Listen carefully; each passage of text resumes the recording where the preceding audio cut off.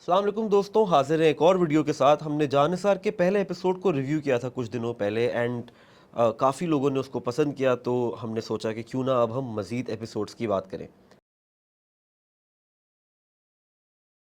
जान निसार के इस वक्त 15 एपिसोड्स ऑन एयर जा चुके हैं और कहानी कुछ हद तक सुस्त भी है, लेकिन फाइनली 15वें एपिसोड के अंदर जाके कहानी में एक ऐसा मोड़ आता है जहां हमें ऐसा महसूस हुआ कि फाइनली हमारे हीरो और हीरोइन, हमारे लीड कैरेक्टर्स अब मिलेंगे और कहानी उनके अराउंड घूमना स्टार्ट होगी। ये दोनों कैसे मिले और इस कहानी की प्रोग्रेशन के बारे में हम आगे चलकर बात करेंगे, लेकिन पहले हम थोड़ा सा कहानी का इहाता कर लेते हैं। जानिसार के अंदर हम तीन फैमिलीज को देखते हैं, जिसमें से एक दुआ की फैमिली है जो कि हिबा बुखारी प्ले कर रही हैं, एक नौशरवान गजनवी की फैमिली है जो कि दानिश तैमूर प्ले कर रहे हैं, और एक फराज की फैमिली है जो कि हारून शाहिद प्ले कर रहे हैं। पहले एपिसोड में ये कैरेक्टर्स हमें इनमें डेप्थ तो लगी ही थी, लेकिन हमें शायद हम एक्सपेक्ट नहीं कर रहे थे कि जिस तरह से ये आज 15वें एपिसोड में आके इन तीन फैमिलीज़ का जो डायनामिक है वो ऐसे होगा। बट राइटर ने हमारे लिए काफ़ी इंटरेस्टिंग ट्विस्ट एंड टर्न्स कहानी में रखे हुए हैं। बट क्या वो ट्विस्ट एंड टर्न्स वाकई हमें अराउज करने में कामयाब होते या नहीं, लेट्स एनालाइज। दुआ जो कि एक लोअर मिडिल क्लास फैमिली से बिलोंग करती है लेकिन सपने बड़े देखती है। तीन बहनों में वो वाहिद बहन है जो यूनिवर्सिटी जाती है। हालांकि उसके फादर बहुत कंजर्वेटिव है और घर का माहौल बहुत टेंस रहता है, लेकिन फिर भी दुआ यूनिवर्सिटी जाके पढ़ना चाहती है और वो घर से बाहर निकलती है। नौशरवान गजनवी जो कि एक फिल्दी रिच फैमिली के छोटे बेटे हैं, अपने बड़े भाई को एक असैसिनेशन अटेम्प्ट के बाद लूज कर चुके हैं। उनके बड़े भाई के मर जाने के बाद अपने वालिदैन के इंसिस्ट करने पर उन्होंने उस लड़की को छोड़ दिया जिससे वो बेहद प्यार करते थे, और अपने बड़े भाई की बेवा से शादी कर ली, जिनके दो बेटे भी हैं, यानी वो दो बच्चों के चाचू भी हैं और अब उन दोनों बच्चों की अम्मा के हस्बैंड भी हैं। फराज जो कि हारून शाहिद प्ले कर रहे हैं, दो बहन भाइयों में बड़े भाई हैं, उनकी एक छोटी बहन है, और वालिदैन भी उनके एक टिपिकल मिडिल क्लास फैमिली के दो लोग हैं। अब्बा का फर्नीचर का काम है, वो खुद भी दुकान पे बैठते हैं, यूनिवर्सिटी से ग्रेजुएट हो गए हैं, और अपनी यूनिवर्सिटी के आखिरी दिनों में वो अपने दोस्त की गर्लफ्रेंड की दोस्त से मिलते हैं, यानी कि उनके जो दोस्त हैं उनकी गर्लफ्रेंड हिबा बुखारी यानी दुआ की दोस्त है, उसके थ्रू वो दुआ से मिलते हैं। और दुआ का किसी भी लड़के से इस तरह से इंटरेक्शन होना कहानी में या हम उसकी लाइफ में देखते हैं कि ये पहली बार है। दुआ और फराज एक दूसरे से मिलने लग जाते हैं और दुआ के लिए ये बहुत नई बात है कि कोई लड़का उसको चाहता है, उसको वो अटेंशन देता है, इसलिए वो भी उसकी तरफ अट्रैक्ट होने लगती है। इसी सब में फराज की वालिदा अपने बेटे के लिए लड़की देखना शुरू कर देती हैं और वो एक रिश्ते वाली के थ्रू दुआ ही की बड़ी बहन जो कि दानिया अनवर प्ले कर रही हैं उनको देखने आती हैं, और लड़के और लड़की के एक दूसरे को देखे बिना ही रिश्ता तय हो जाता है, बात पक्की हो जाती है। और राइटर ऐसी सिचुएशंस क्रिएट करता है कि दुआ को, यानी कि हिबा बुखारी को, ये नहीं पता कि जिस लड़के से वो आजकल रोमांस कर रही है, घर के बाहर मिल रही है, ये वही लड़का है जो जिससे उसकी बड़ी बहन की शादी तय हुई है। इसी सब में नौशरवान गजनवी अभी तक अपने बड़े भाई को खो देने के सदमे से लड़ रहे हैं और साथ ही साथ इस गम को भी अपने अंदर लिए बैठे हैं कि जिस लड़की को वो दिलो जान से चाहते थे उससे शादी नहीं कर सके। ये सब उनके लिए रिकरिंग तो है, लेकिन इसी सब में एक शादी पे वो हिबा बुखारी को इंजॉय करते हुए, डांस करते हुए देख लेते हैं और हिबा भी उनके जहन पे सवार हो जाती हैं। अब ये वो शख्स है जो अपने भाई को खो चुका है, अपनी मोहब्बत को खो चुका है। हिबा को देख के अब उसके अंदर फिर से एक जज्बा प्यार का पैदा हो रहा है, लेकिन याद रखा जाए कि उसकी शादी अपनी एक्स भाभी से, यानी कि अपने बड़े भाई की विडो से हुई हुई है, जिसको वो एक आंख भी नहीं पसंद करता। यानी कि उसको अपनी भाभी से जो उसकी शादी हुई हुई है, वो ना सिर्फ इसको नापसंद करता है बल्कि वो उस लड़की को बहुत रिडिक्यूल भी करता है, जो कि चाहती है कि वो अपने इस हस्बैंड के करीब आए, इनका ख्याल रखे, लेकिन वो एक डिस्टेंस मेंटेन करता है। और ना सिर्फ डिस्टेंस मेंटेन करता है बल्कि अपनी वाइफ को, जो कि पहले उसकी भाभी थी, बहुत ज़्यादा डिग्रेड भी करता है। जब हम इस ड्रामे की प्रोमोशंस देख रहे थे तो एक बहुत ज़बरदस्त तरीके से ये पीआर स्ट्रेटजी बिल्ड की गई थी कि जान निसार दीवानगी का सीक्वल है, क्योंकि इसके अंदर हिबा बुखारी और दानिश तैमूर वापस आ रहे थे, और दीवानगी जो कि जियो का एक ब्लॉकबस्टर ड्रामा था उसी का ये पेयर था। उसका ओएसटी भी यूज़ किया जा रहा था, लेकिन पहले ही एपिसोड में हमें पता चला कि कहानी और किरदार उससे बिल्कुल मुख्तलिफ हैं। लेकिन फिर भी इसको देखने वाले हम सारे लोग हिबा और दानिश को देखना चाहते थे, लेकिन राइटर और डायरेक्टर, इस ड्रामे के क्रिएटर्स ने ये टेंशन हमारे लिए बिल्ड करके रखा हुआ है कि दानिश और हिबा का आमना सामना 15 एपिसोड्स में सिर्फ एक सीन में होता है, जहाँ पे दानिश का गार्ड हिबा से कोई बदतमीजी करता है, वो उससे लड़ती है और दानिश आके अपने गार्ड को थप्पड़ मारते हैं और वो हिबा को कहते हैं कि मैं आपसे इनके बिहेवियर के लिए माजरत चाहता हूँ। जिससे पहले दानिश ने एक दफ़ा डांस करते हुए उनको देखा था शादी में, और फिर दानिश अपने जो मैनेजर है या जो उनका केयर टेकर है या जो उसका राइट हैंड है जाफ़र, उसको कहता है कि इस लड़की पे नज़र रखो, और वो कहता है हाँ मैंने नज़र रखी हुई है, बट वो नज़र रखने में नाकाम रहता है, जिसकी वजह से हिबा का कैरेक्टर एक ऐसी जर्नी पर चला जाता है जहाँ से कहानी हमारे लिए इंटरेस्टिंग तो होती है, लेकिन एज ए व्यूअर हमें फिर भी ऐसा महसूस होता है कि हम कब हिबा और दानिश को एक साथ देखेंगे, जो कि फाइनली, जैसे कि मैंने कहा, हमें हिंट दिया है हमारे ड्रामे बनाने वालों ने कि अब 15वें एपिसोड के बाद यानी 16वें एपिसोड से हम देखना शुरू कर देंगे। कहानी के ट्विस्ट एंड टर्न्स और लेयर्स इस तरह से बिल्ड होती हैं कि जब हारून की यानी कि फराज की शादी दुआ की बड़ी बहन से तय हो जाती है, तो फराज एक आखिरी दफ़ा दुआ से कहता है कि मैं तुमसे मिलना चाहता हूँ, तुम्हें अपने वालिदैन से मिलवाना चाहता हूँ, ताकि वो तुमसे मिलके तुम्हें देखें और हमारी शादी हो, ना कि वो मेरी शादी कहीं और करवाएं, और पता नहीं वो मेरी शादी कहाँ करवा रहे हैं, क्योंकि अभी इन लोगों को ये नहीं पता कि ये हिबा की ही बड़ी बहन से शादी की बात हो रही है।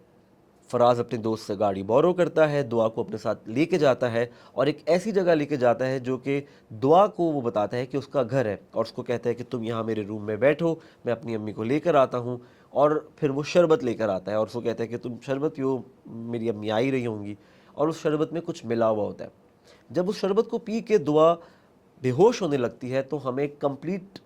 180 डिग्री टर्न देखने को मिलता है फराज के कैरेक्टर में, जो कहता है कि मुझ जैसे मिडिल क्लास लड़के शादी तो वहीं करते हैं जहाँ हमारे वालिदैन चाहते हैं, तुम जैसी लड़कियों को तो हम शौक के लिए बस यूज़ करते हैं, और थैंक यू, तुमने मुझे बड़ा अच्छा टाइम दिया, अब मैं चलता हूँ। ये इस लड़की को कहाँ छोड़ कर गया है अभी हमें नहीं पता, लेकिन जब इस लड़की को ये सब कुछ कर रहा है, तो वहाँ उसके घर पे बारात जाने के लिए रेडी है, जो कि दुआ ही के घर जानी है। और दुआ यहाँ पे कैसे आई थी, वो अपनी बड़ी बहन के साथ पार्लर में गई हुई थी, जहाँ पे उसकी बड़ी बहन दुल्हन बन रही थी, और दुआ उसको कहती है कि मैं घर जल्दी चली जाती हूँ, तुम पीछे चली आना, जबकि वो फराज के साथ जा रही होती है। दुआ को ऐसा लगता है कि फराज मुझसे कुछ बात करेगा, मुझे अपने घर वालों से मिलवाएगा, लेकिन फराज ने बेसिकली उसको किडनैप करके किसी कमरे में बंद कर दिया, जो कि अभी हमें नहीं पता कि वो कमरा क्या है। दुआ वहाँ पर मौजूद है, वो एक कमरे में बंद है, बेहोश है। फराज वापस अपने घर आता है, दूल्हा बनता है, बारात अब दुआ के घर आ चुकी है उसकी बड़ी बहन के लिए, लेकिन दुआ का कोई अता पता नहीं है, और उसकी बड़ी बहन भी अभी तक पार्लर में है, जिस पर उसके वालिद, दुआ के वालिद जो हैं, वो एक वावेला खड़ा कर देते हैं। बट एनी हाउ वो सॉरी पार्लर पहुँचते हैं, पार्लर से अपनी बड़ी बेटी जो कि दुल्हन बनी हुई उसको घर लाते हैं, फराज की भी बारात आ जाती है, और वो झूठ कह देते हैं कि दुआ की तबीयत ख़राब है, वो कमरे में उसने अपने आप, उसका कमरा लॉक हुआ हुआ है, डॉक्टर ने उसको आराम करने के लिए कहा, उसको गैस की प्रॉब्लम हो गई है, तो बस हम उसके बगैर ही शादी वगैरह कर लेते हैं, और इस तरह से रुखसती हो जाती है। इसी सब में जब दुआ की आंख खुलती है, तो उसको पता चलता है कि वो एक ब्रॉथल में है, यानी कि फहाशी के अड्डे पर है, जहाँ पे फराज उसको एक धंधा चलाने वाली औरत को बेच कर गया है। जब उसको ये पता चलता है, तो ज़ाहिर है एक ऐसी लड़की जिसने कभी इस तरह का ना माहौल देखा, ना जो घर से इतना निकलती थी यूनिवर्सिटी के अलावा, जिसने कभी किसी लड़के से रोमांस किया ही नहीं था अपनी लाइफ में फराज से पहले, वो बिल्कुल हैरान परेशान हो जाती है, उसको समझ नहीं आता वो कैसे डील करे सबसे। इसी सब में उस फहाशी के अड्डे पे पुलिस का छापा पड़ जाता है, पुलिस वाले सारी लड़कियों को उठाकर ले जाते हैं। ऑब्वियसली उनको नहीं पता कि ये दुआ उनमें से वो लड़की है जिसको अगवा करके यहाँ लाया गया था थोड़ी ही देर पहले, तो वो उसको भी वैसे ही ट्रीट करते हैं जैसे इस तरह के काम करने वाली बाकी लड़कियों को। वो हर लड़की से उनके वालिदैन का नंबर मांगते हैं, दुआ से भी मांगते हैं, और दुआ के वालिद को फ़ोन करते हैं। अभी बारात गई है घर से कि दुआ के वालिद पुलिस स्टेशन आ जाते हैं, और जब उनको पता चलता है, अब उनको भी ऐसा लगता है कि ये मेरी बेटी जो घर से बाहर रहा करती थी, हम उसको डांटते थे, कभी ये घर फ़ोन लेके आ जाती थी, कभी ये घर पे महंगे ईयरिंग्स पहन कर आ जाती थी, तो शायद ये इसी काम में थी, तो वो उसको वहाँ डिसोन कर देते हैं। वो कहते हैं ये मैं इसको जानता ही नहीं हूँ, ये कौन है, ये मेरी बेटी नहीं है। जिसके बाद वो वहाँ से चले जाते हैं। हिबा उनसे भीख मांगती है कि आप मेरे साथ ऐसे नहीं करें, मुझे अपने साथ लेकर जाएं, लेकिन वो हिबा को अपने साथ लेकर नहीं जाते। इसके बाद हिबा पूरी रात, पूरा दिन एक पार्क में गुजारती है। जब रात को पार्क बंद होने का टाइम होता है, तो गार्ड्स को वहाँ से बाहर निकाल देता है। वो सड़क पे अकेली चल रही होती है, कुछ लड़के उसको छेड़ रहे होते हैं कि अचानक वो भागने लगती है, और एक गाड़ी से तकरीबन उसका एक्सीडेंट हो जाता है। उस गाड़ी में से एक आंटी निकलती हैं और एक उनका गार्ड निकलता है जिसके पास गन होती है, और वो छेड़ने वाले लड़कों को हवाई फायरिंग करके भगा देता है। وہ جو عورت ہے وہ بڑی کائنڈ سی, اچھی سی, ایک بڑی ڈیسنٹ سی عورت ہے جو اس کو کہتی ہے کہ دیکھو تم جوان لڑکی کہاں سڑکوں پہ گھوم رہی ہو, تم میرے ساتھ میرے گھر چلو اور ہم تمہارا خیال رکھیں گے, اور اس کے بعد تمہیں صبح جہاں جانا ہو ہم چھوڑ دیں گے, مطلب جسٹ کام ڈاؤن. تو وہ پہلے تو منع کرتی ہے, لیکن پھر وہ دیکھتی ہے کہ میرے پاس کوئی آپشن نہیں ہے, تو وہ ان کے ساتھ گاڑی میں بیٹھ کے ان کے گھر چلی جاتی ہے, جہاں وہ دعا کو یعنی ہبا کو اپنی دونوں بیٹیوں سے ملواتی ہے اور کہتی ہے کہ ہم تمہارا خیال رکھیں گے, ہم تم سے کوئی سوال نہیں کریں گے کہ تم کہاں سے آئی ہو, کیا کر رہی تھی, کون ہو, اور جہاں کہو گی ہم تمہیں چھوڑ دیں گے. ایک ڈیٹیل جو یہاں پہ بڑی امپورٹنٹ ہے وہ یہ کہ جب دعا تھانے میں تھی اور اس کے والد نے اس کو ڈسون کر دیا تھا, اس کے بعد تھوڑی دیر بعد ہم دیکھتے ہیں کہ ایک پولیس والا آتا ہے اور کہتا ہے بھائی ایم پی اے صاحب آ رہے ہیں اور وہاں پوچھیں گے کہ یہ کون لڑکیاں ہیں, بڑا پرابلم ہو جائے گا. وہ سب لڑکیوں کو چھوڑ دیتے ہیں اور دعا اس کے بعد اپنے والدین کے پاس جاتی ہے, اپنے گھر جاتی ہے, اس آس میں کہ مجھے میری بات سن لیں گے, مجھے ایکسیپٹ کر لیں گے, میں ان کو بتاؤں گی میرے ساتھ کیا ہوا ہے. لیکن اس کے والدین اس کو نہ صرف مطلب اس کے جو والد ہیں وہ گھر کا دروازہ نہیں کھولتے, اور جب دعا کی امی اور دعا کی بہن انسسٹ کرتے ہیں, ضد کرتے ہیں کہ دعا کو اندر آنے دیں, اس کی بات تو سن لیں, وہ ہو سکتا ہے بے قصور ہو, تو اس کے والد کہتے ہیں اپنی بیگم سے کہ اگر تم نے اس کو دروازہ کھولا تو میں تمہیں طلاق دے دوں گا. یہاں پہ وہ باہر گڑ گڑاتی ہوئی لڑکی بھی چپ ہو جاتی ہے, اندر اماں بھی چپ ہو جاتی ہیں, اور وہ دعا وہاں سے چلی جاتی ہے. وہ اپنی دوست کے پاس جاتی ہے, لیکن اس کی دوست بھی اس کو ڈسون کر دیتی ہے کہ میں ایسی بازاری لڑکیوں سے دوستی نہیں رکھنا چاہتی. حالانکہ اس کی دوست کو ابھی یہ نہیں پتا کہ میرا جو بوائے فرینڈ تھا جس کے تھرو فراز اس سے ملا تھا, اسی سب سے یہ گیم خراب ہوئی ہے. اس کے بعد دعا پورا دن پارک پہ گزارتی ہے اور پھر وہ رات کو اس آنٹی سے ملتی ہے جن کے پاس اب وہ ابھی موجود ہے. ان آنٹی کے گھر پہ کیا ہوتا ہے کہ اب کہانی مزید ہمارے لیے کھلنے لگتی ہے, اور دعا پریشان ہے, وہ سوچ رہی ہے وہ کیا کرے, وہ اپنے والدین کو کیسے کنونس کرے. اسی سب میں فراز کو پتہ چل جاتا ہے کہ جس بروتھل پہ یعنی کہ جس فحاشی کے اڈے پہ میں اس کو بیچ کے آیا تھا, وہاں سے اب وہ فرار ہو چکی ہے, اور وہ کہاں ہے ہمیں نہیں پتا, لیکن اگر وہ کہیں سے بھی برآمد ہو گئی, وہ سامنے آ گئی, تو میرا بھانڈا پھوٹ سکتا ہے. اسی لیے وہ اب اپنے ٹریکس کور کرنے کی کوشش کرتا ہے. اس کو اب پتہ چل گیا ہے فراز کو کہ میں نے جس لڑکی سے شادی کی ہے میں اسی کی چھوٹی بہن کو وہاں بیچ کے آیا تھا, اور اس کو اب یہ کھٹکا لگا ہوا ہے کہ اگر یہ سچائی سب کے سامنے آ گئی تو میرے لیے بہت پرابلم ہو جائے گی. اور اسی وجہ سے فراز کا رویہ اپنی بیگم سے, جو کہ پہلی رات کو بڑا اچھا تھا, اب دوسری رات سے بہت برا ہو جاتا ہے. وہ دعا کی دوست کو فون بھی کرتا ہے پوچھنے کے لیے کہ اس کو کچھ پتا ہے, لیکن اس کو بھی فی الحال کچھ نہیں پتا. تو فراز کو لگتا ہے کہ ابھی میں سیف ہوں. ولیمے پہ جب فراز کا ولیمہ ہوتا ہے تو دعا اب وہاں آنٹی کی بیٹی سے فون لے کے اس کو فون کرتی ہے اور کہتی ہے کہ دیکھنا ایک دن میں سب کو سچ بتاؤں گی کہ تم نے میرے ساتھ کیا کیا, جس سے فراز کو اور ڈر لگنے لگتا ہے, اور اس کی وجہ سے اس کا رویہ اپنی وائف کے ساتھ بہت برا ہو جاتا ہے.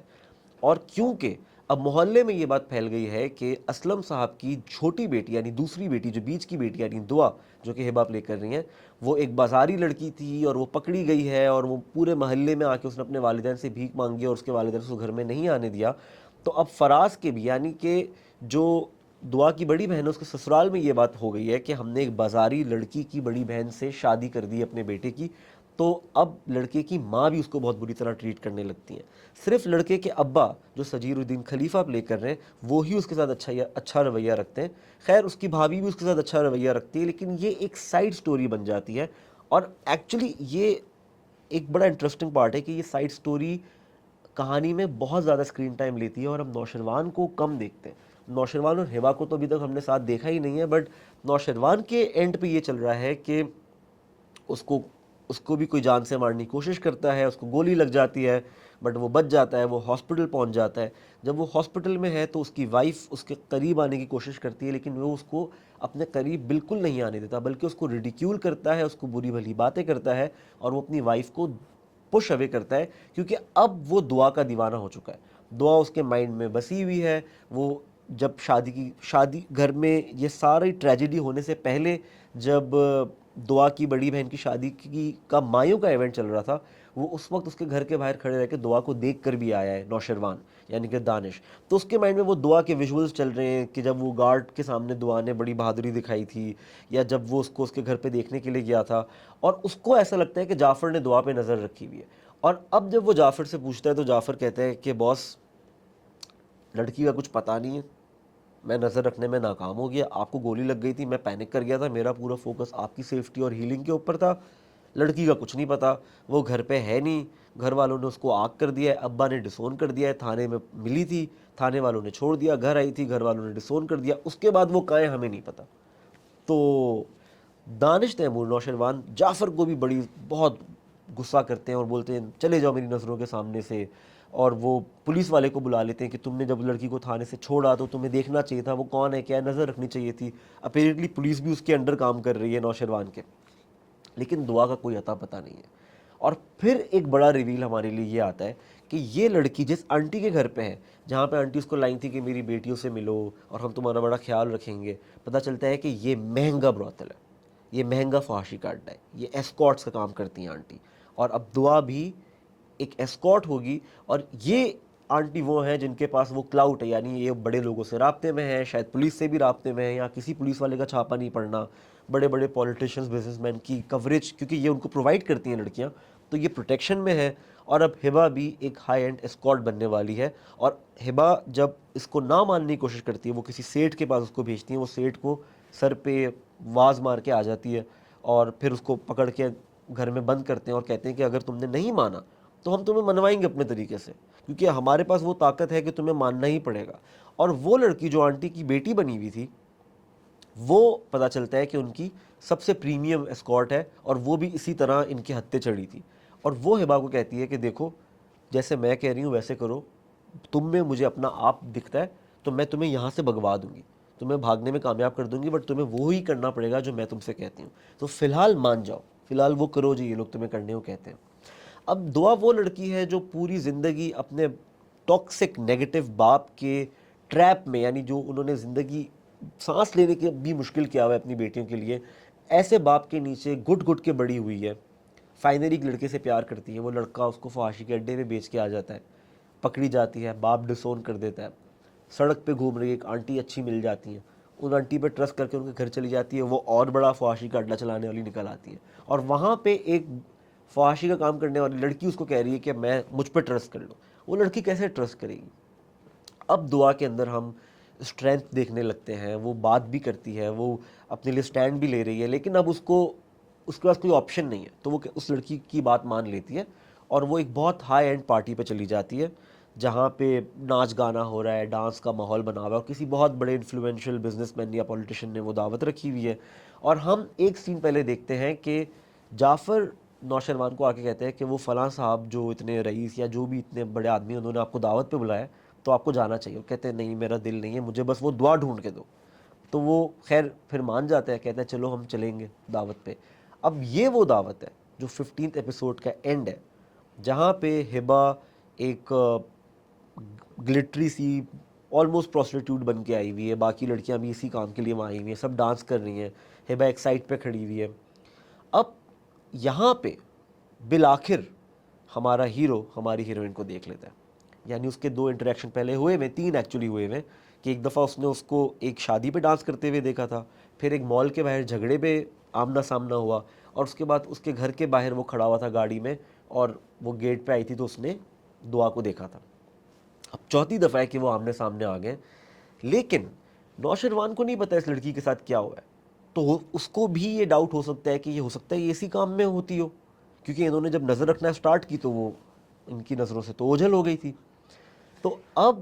وہ جو 15 ایپیسوڈ سے دعا دعا دعا، نیند میں دعا، جب گولی لگ گئی تو ہیلوسینیشن میں، کوما میں بھی دعا دعا، بے ہوشی میں بھی دعا دعا دعا کر رہا تھا، اپنی بیگم سے بات نہیں کرتا، جعفر کو اس نے لتاڑ دیا ہے کہ تم نے دعا پہ نظر نہیں رکھی، جو دعا سے obsessed ہو گیا ہے بندہ، جو دعا کو خواب میں دیکھ رہا ہے کہ وہ تکلیف میں ہے، مجھے اس کو بچانا ہے، اب وہ ایک بہت بڑے آدمی کی پارٹی پہ اس کے سامنے کھڑی ہے، دونوں کا آمنا سامنا ہوتا ہے۔ دعا جب اس کو دیکھ لیتی ہے تو دعا کو بھی وہ مال والی بات یاد آتی ہے کہ ہاں مال پہ میرا اس سے آمنا سامنا ہوا تھا اور اس نے اپنے گارڈ کو تھپڑ مار کے میری سائڈ لی تھی۔ تو یہاں پہ ایک بلڈ اپ بھی دیکھتے ہیں ہم، کچھ سلو مو شارٹس، کچھ یہ کچھ وہ، اور ایپیسوڈ ہمارے لیے اینڈ ہو جاتا ہے۔ ایپیسوڈ 16 کے ٹیزر میں ہم دیکھتے ہیں کہ ان دونوں کا آمنا سامنا ہوتا ہے، یعنی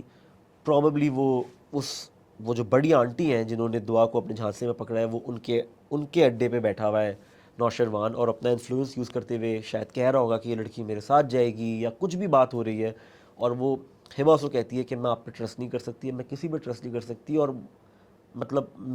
مجھے ایسا لگتا ہے کہ میں یہاں سے ایک برائی سے نکل کے دوسری برائی میں چلی جاؤں گی، تو وہ کچھ اس طرح کی کنورزیشن ہم دیکھتے ہیں. تو شاید اب آگے ہمیں کہانی میں یہ دیکھنے کو ملے گا کہ کیسے نوشروان اپنے پاسٹ سے لڑتا ہے، یعنی کہ وہ لڑکی جو اس کو چھوڑنا پڑی تھی اپنے بھائی کے انتقال کے وقت، اس کی وہ وائف جو اس کے بھائی کی ایکس وائف ہے، اس کا پیرنٹس ڈائنامک، اس کی وہ دشمنیاں یعنی وہ لوگ جو اس کو جان سے مارنا چاہتے ہیں، اور دعا کی کہانی جو جس لڑکے نے اس کو فحاشی کے اڈے پہ بیچا وہی اس کی بڑی بہن کا ہسبینڈ ہے، اس کے والدین اس کو ڈسون کر چکے ہیں، وہ اس وقت ایک بہت مہنگے فحاشی کے کام میں پھنسی ہوئی ہے، اور وہاں پہ جب ہمارے ہیرو ہیروئن یعنی نوشروان اور دعا ملتے ہیں تو کہانی کیسے آگے بڑھتی ہے. میرا خیال ہے 15 ایپیسوڈ میں کافی رائٹر نے ہمیں چیزیں دکھا دی ہیں اور ایک سٹیج سیٹ کر دیا ہے کہ وہ اگلے 30-35 ایپیسوڈز میں ہمیں کیا دکھاتا ہے. جہاں ہمیں جانثار کے اندر اتنے سارے ٹویسٹ اینڈ ٹرنز دیکھنے کو ملتے ہیں، جہاں کہانی ہمیں ایک بہت عوامی لیول پہ ملتی ہے، یعنی کہ اس کی رچ فیملی کی رائٹنگ اور فیل بھی ایسی ہے کہ وہ بہت عوامی ہے، وہ بہت زیادہ کلاسی زبان نہیں ہے، ان کی ادائیں نہیں ہیں، بیہیویئر نہیں ہے، میک اپ اور گیٹ اپ اور آرٹ ڈائریکشن وغیرہ تو شاید ویسی ہے، بٹ مجھے ایسا لگتا ہے کہ کہانی کو انٹینشنلی بہت لیمن فرینڈلی، عوام فرینڈلی رکھا گیا ہے، جو کہ it works in the favour of the story. میرا خیال ہے یہی وجہ ہے کہ آج یوٹیوب پہ سب سے زیادہ دیکھا جانے والا ہمارا پاکستانی ڈرامہ جان نثاری ہے. لیکن جو ایک چیز فیل ہوتی ہے کہانی کو دیکھتے ہوئے وہ کیریکٹر آرکس کا مسنگ ہونا ہے. یعنی ہارون شاہد ہمیں پہلی فریم سے لے کے ایک اچھا گڈ بوائے دکھایا جاتا ہے، اور سڈنلی جب تک وہ ہبا کو روم میں لاتا ہے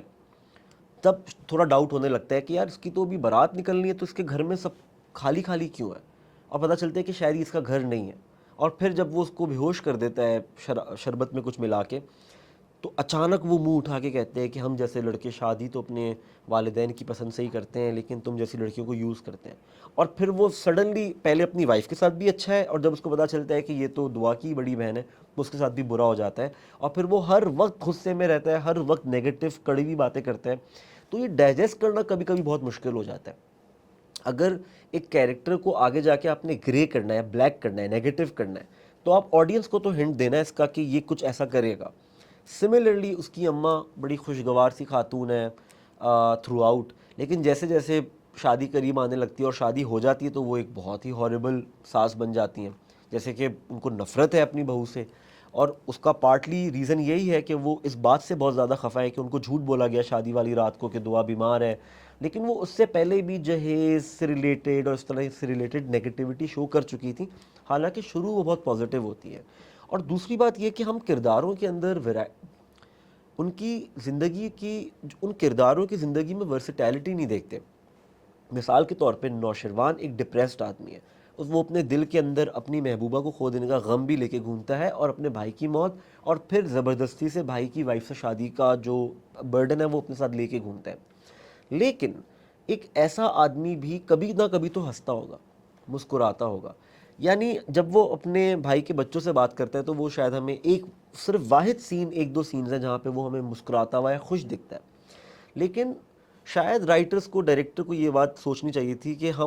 وہ اگر ہمیں کہانی میں اس کے کردار میں، اس کی آرک میں یہ جگہ مل رہی ہے کہ وہ اپنے بھائی کے بچوں کے ساتھ مسکراتا ہے، خوش ہوتا ہے، تو شاید 2-4 سینز اس کے اور ڈال دیتے ہر ایپیسوڈ میں، تاکہ ہمیں وہ ہمارا ہیرو ہنستا کھیلتا بھی تو دکھتا. وہ یا تو غصے میں ہوتا ہے تو غم میں ہوتا ہے تو ماضی کو یاد کر رہا ہوتا ہے. سملرلی دعا کا کیریکٹر شروع میں ہمیں شیڈز دیتا تھا، گھر سے باہر نکلتی تھی، وہ فل آف لائف ہوتی تھی، گھر میں کنفیوز ہوتی تھی، گھر میں چھپ کے 2-4 کام کرتی تھی، لیکن پھر اب وہ بھی ہر وقت رو رہی ہے، بس صرف رو رہی ہے. اسی طرح اسلم صاحب جو دعا کے والد ہیں وہ انوائنگ حد تک چیخ رہے ہیں، یعنی کہ وہ چھوٹی سی بات بھی چیخ کر کہتے ہیں. میرا نہیں خیال کہ کڑوے سے کڑوا انسان اور نیگیٹو سے نیگیٹو انسان جو ہم اپنے ارد گرد دیکھتے ہیں وہ ہر وقت صرف چیخ رہا ہوتا ہوگا. میرا خیال ہے اس کے جب وہ گھر سے باہر نکلتے ہیں، ایک سین ہے جہاں پہ وہ کسی آنٹی کا بل بھرنے جاتے ہیں. اب یہ بڑی انٹرسٹنگ، کریٹرز نے ہمیں اس آدمی کی منافقت کے ذریعے سوسائٹی کی منافقت دکھائی ہے. دعا کا والد وہ انسان ہے جو کھانا کھانے سے پہلے امفسائز کر کے کہتا ہے بسم اللہ الرحمن الرحیم، پھرنے والا لیتا ہے، ہر کام میں وہ دین کے حوالے دیتا ہے. اور اسی طرح وہ گلی سے گزر رہا ہے